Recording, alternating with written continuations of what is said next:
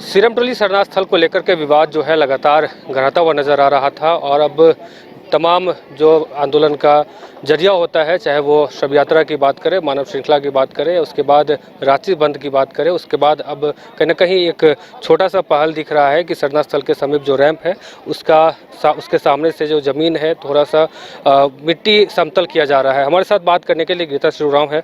Ma'am, लगातार आप लोग आंदोलन कर रहे थे, कल आपने शांति समिति की बैठक भी बाइकआउट किया था। अब एक पहल दिख रहा है सामने कि रैंप पे से मिट्टी हटाई जा रही है, समतल किया जा रहा है। जिस गति से चल रहा है ये प्रयास, आपको क्या लगता है कब खत्म होगा? अगले सरूल पर्व तक जिस काम को, जो अभी कच्ची स्थिति में है, ये रैंप है ना, कच्ची स्थिति में यानी डस्ट है, बालू है और इसी तरह की चीज़ों से इसको अभी वो इसका जो नीचे का लेवल बनाया गया है, इसको सरकार चाहे तो 2-3 घंटे में ही जेसीबी द्वारा किया जा सकता है आराम से, अगर ये वाकई में जो बात कर रहे हैं। मगर वो तो खैर आज की ये बात है कि हम हटा रहे हैं, कितना हटा रहे हैं? कोई बता रहा है 30, कोई बोल रहा है 60 फीट, जबकि 150 फीट का ये पूरा रैंप है। तो मतलब उनका बस ये है कि सरूल तक हटा देंगे, लोगों का आना जाना हो जाएगा, इस गेट से निकलने में जो उनका शिकायत है वो ख़त्म हो जाएगा, उसका दोबारा से रैंप फिर से वापस, यही इनका है।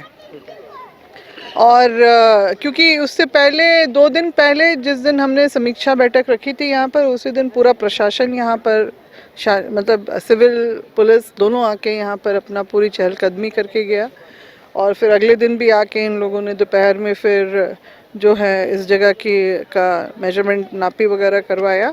तो अगर हटाना हो तो आपको पूरा हटाना है, नापी क्या करना है, वो तो आपके डीपीआर में है, ऑलरेडी आपके रिपोर्ट में है। तो उसको नापने का ही मतलब तो हमको समझ में आ रहा है कि इनकी मंशा क्या है, कि ये किस तरह का झांसा देना चाह रहे हैं। मतलब कि एकदम ही हम लोग को बेवकूफ़ समझते हैं, एकदम ही, मतलब अपने स्तर से जो है ना इन लोगों का, और जिस तरह से दूसरे तरफ से लांछन लगाया जा रहा है, सारी जो एकदम ही बेबुनियाद बातों को कीचड़ की तरह उछाला जा रहा है हमारे ऊपर। और उसके बाद ये जो प्रयास है ये हास्यास्पद है बिल्कुल ही। क्या लगता है मैम कि ऐसे में तमाम जो आदिवासी लोग हैं, कहीं ना कहीं उनको एक उम्मीद थी कि कहीं जो हमारी मांग है वो पूरी हो जाएगी, अब वो काफ़ी खफा दिख रहे हैं। निश्चित रूप से ये मतलब आपको ये धत्ता बताने वाली जैसी चीज़ है, आपका मजाक उड़ाने जैसी चीज़ है। मतलब आपको पता नहीं मतलब लोगों को क्या समझ रहे हैं लोग कि हमारे इस जो काम से लोग संतुष्ट हो जाएंगे और वो अपनी जो मांग है जो हमने समस्या का समाधान कर दिया आपका। मगर समस्या का जो समस्या तो ये पूरी की पूरी रैंप है जो हमारे केंद्रीय सरना स्थल के जो है सामने में उतारा गया है। और उससे भी बड़ी बात ये है कि पिछले वर्ष इसका अतिक्रमण ऐसी जगह का जिसका कभी हो ही नहीं सकता है, इसको एक बार बहुत पहले, मतलब अतिक्रमण यानी कि उसको 46 डिसमिल को तोड़ के 10 फीट अंदर ले जाया गया है। और फिर इसमें और 10 फीट जाने की बात थी जो मैंने जनवरी 20 को देखा था। और मैं 21 को, क्योंकि मैं उस समय अहमदाबाद में थी, उस समय देखा था। 21 को आके देखा, यहाँ पर लोग अनजान थे, बस स्थानीय लोग यहाँ पर ज़रूर इसका विरोध कर रहे थे क्योंकि शेप वो बदलते हुए उन्होंने देख लिया था। जुटको का जो काम चल रहा था आपके उस जो होटल है वहाँ पर जो आपका दिख रहा है यहाँ से, वहाँ पर पिछले साल नवंबर में मेरा आना हुआ था यहाँ पर। और मैंने देखा था कि जुटको उस समय जो फ्लाईओवर की हाइट बिल्कुल ठीक थी। तो हम क्या समझेंगे कि ठीक ही चल रहा है सब कुछ। मगर जिस तरह से ये अचानक दिसंबर में इसका शेप बदलना शुरू हुआ और जनवरी में जो ये रैंप उतर गया, ये तो लोग अनजान ही थे इससे। और मेरे ही जो यहाँ पर आके जो भी हुआ उसके बाद फिर लोगों तक ये बातें पहुँची तो लोग स्वतः इसमें आ गए। सब इस बात को समझ रहे हैं, एक गांव का व्यक्ति भी समझ रहा है कि क्या परेशानी, जो हर साल आता रहा है व्यक्ति वो अच्छी तरह से समझ रहा है कि किस तरह की परेशानियां यहाँ पर हो, आगे भी होती रही हैं जब सरना स्थल अपने मूल मतलब उसमें क्षेत्रफल में था। अब तो जब छोटा हो गया तो और क्या होगा ये हम समझ सकते हैं। और जिस दुर्घटना की आशंका हम लोगों को है इस रैंप के उतारे जाने से, और इस जो सर्विस लेन जो है वो बहुत ही सकरा है, हजारों की भीड़ कैसे आएगी जाएगी जब इतनी खुली जगह में अभी महाकुंभ में जो भगदड़ मची और दुर्घटना हुई, लोगों की मौत हुई, वो एकदम साफ है, बिल्कुल आईने की तरह साफ है ये सारी चीज़ें। किसी को बार बार बताने की भी ज़रूरत नहीं है, मगर ये सारी चीज़ें हम बार बार सरकार के सामने बोल रहे हैं। क्यों कर? सबसे पहले तो हमारी आस्था को ठेस लगा, दूसरा ये जिस तरह से रैंप को उतारा गया है तो वो होने वाली जो परेशानियों को, जो हमारे अपने सन्ना धर्मावलंबी जो सुबह से उपवास रखते हैं कि वो यहाँ पर आके अपना जो जल डालते हैं, जो भी अपना परिक्रमा करते हैं, पूजा करते हैं, और फिर थोड़ा बहुत नृत्य गान भी होता है यहाँ पर, उसी से वो सार्थक होते हैं, उसी में उनको संतुष्टि है।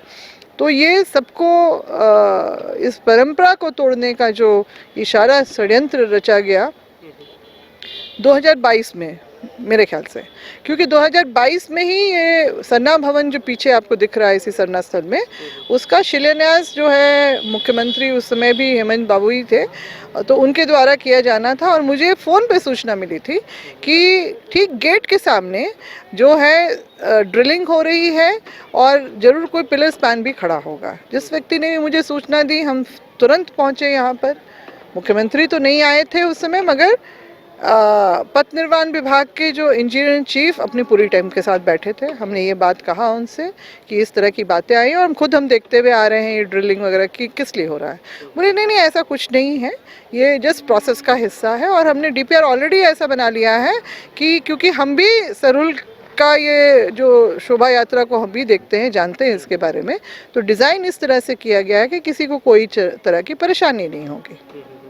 और आपका उधर मेकॉन की तरफ से ये सब शुरू हुआ, किसी को क्या समझ में आया? ये तो यहाँ तक भी समझ में किसी को नहीं आया था, जो इस आपका जो रेलवे स्टेशन से इधर मुड़ने वाले रास्ते पे।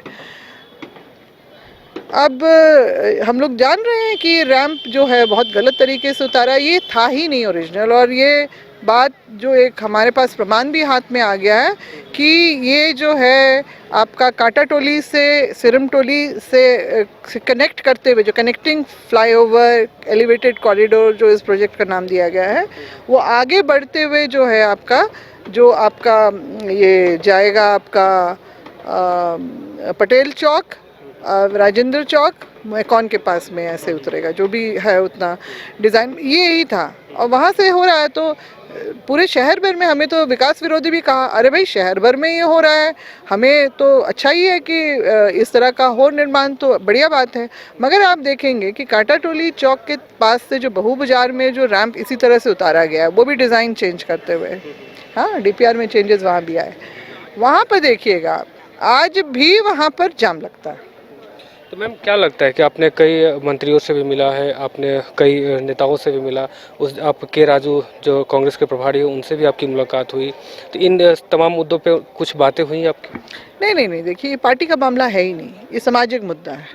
पार्टी को हम इन्वॉल्व करना ही नहीं चाहते हैं, क्योंकि जब हमने पार्टी को इन्वॉल्व ही नहीं किया है तब राजनीतिक रंग देने की बात हो गई है यहाँ पर। तो फिर अगर वो लोग सामने आ जाते हैं तब तो ये मामला ही बिल्कुल अलग ही रुख ले लेगा। तो सामाजिक चीज़ों को हम लोग सामाजिक रूप से ही इसका निराकरण, और क्यों नहीं, हम यहाँ की जनता हैं, हम यहाँ के जो आदिवासी मूलवासी हैं, हम यहाँ के, हमारे ये केंद्र सरना स्थल है, हमारा ये समस्या है, तो हम देखेंगे। और सरकार भी जो कहने के लिए तो हेमंत बाबू अपने ही आदमी हैं, आदिवासी ही हैं, तो हम उनसे बात करेंगे ना सीधा, उनको समाधान करना है। वाया मीडिया होने की तो कोई ज़रूरत ही नहीं थी, मगर बहुत सारे वाया मीडिया माउथ पीसेस ऐसे खड़े कर दिए गए जो अपनी छोटी बुद्धि से जो भी उन लोगों ने किया है उससे समाज और ज़्यादा आक्रोशित हुआ है। कई इल्ज़ाम भी लगाए जा रहे हैं कि बीजेपी का भी इसमें हाथ है। हाँ बिल्कुल ये बोला गया है, इनफैक्ट मुझे भी, मेरे ऊपर भी लेबल लग गया है। तो मतलब अजीब बात है, जब हम अपनी चीज़ों को बचाने के लिए अगर उसके लिए हम संघर्ष करते हैं, आंदोलनरत होते हैं, तो हम बीजेपी के दलाल हो जाएंगे, जबकि हमको पता है अच्छी तरह से कि बीजेपी ही आदिवासी की सबसे बड़ी दुश्मन है। तो हम उसके दलाल, और जैसे मेरे ऊपर भी लगाया गया, तो मुझे कांग्रेस में रह के बीजेपी का एजेंट बनने का क्या ज़रूरत है? मैं सीधा बीजेपी में क्यों ना चले जाऊँ और फिर करूँ? मुझे कौन रोक सकता है? कोई नहीं रोक सकता है। मगर नहीं, ये सारे मैंने कहा ना, छोटी बुद्धि का ये सारा चीज़ है, जो सोचे और सोचते हैं इससे हम जनता को बरगला लेंगे, मगर उल्टा ही हो रहा है बिल्कुल, क्योंकि लोग साफ तौर से देख रहे हैं इस चीज़ों को। बीजेपी ने तो हमारा जो है कॉलम कोड हटा दिया है जनगणना के प्रपत्र से, जो 2020 में होने वाला था, और उससे पहले जो 2016 में सरना सनातनी एक है, उसके बाद आदिवासी हिंदू ही है, उसको अलग से कॉलम कोड की जो जनगणना होता है उसमें हिंदू, मुस्लिम, सिख, ईसाई, बौद्ध, जैन, उसके बाद 7वां कोड जो हमारा था अन्य, यानी कि आदिवासी धर्म एवं अन्य मान्यताएं, उसको हटा दिया गया है हमारी पहचान को मिटाने के लिए, हमारे इस दावे को, हमारी विरासत को, हमारे इतिहास को मिटाने के लिए इन्होंने ये सारा षड्यंत्र रचाया, और उसी षड्यंत्र का ये हिस्सा ये रैंप भी है।